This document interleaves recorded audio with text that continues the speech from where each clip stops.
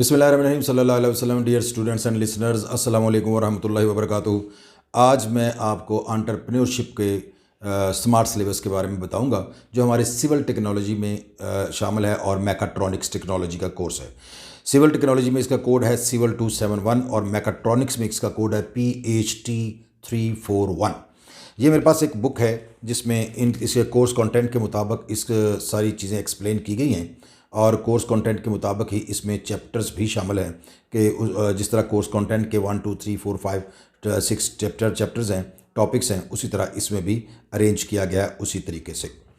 तो मैं अपने स्टूडेंट्स को ये बताना चाहता हूँ कि हमारे ये कोविड-19 की वजह से smart syllabus Punjab board of technical education और टैफ्टा ने जो डिज़ाइन किया है उस स्मार्ट सिलेबस के मुताबिक पेपर लिया जाएगा और 60% कोर्स आपका जो शामिल किया गया है और 40% एक्सक्लूड कर दिया गया है।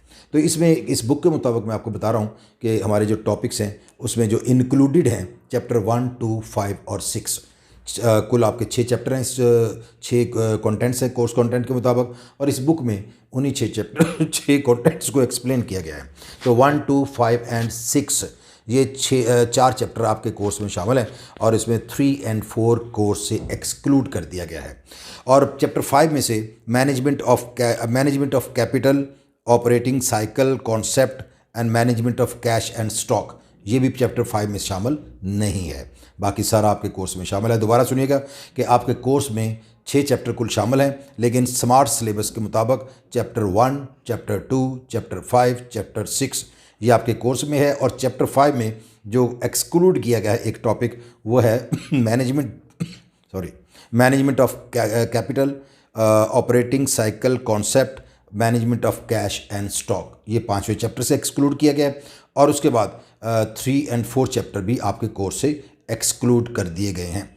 दूसरे लफ्ज़ों में आप ये कह लो कि आपने 6 चैप्टर्स में से ऑलमोस्ट 4 चैप्टर्स या 4 कंटेंट्स के मुताबिक 4 चैप्टर्स को तैयार करना है और उन्हीं के मुताबिक शॉर्ट क्वेश्चंस, MCQs और लॉन्ग क्वेश्चंस आपने तैयार करने हैं।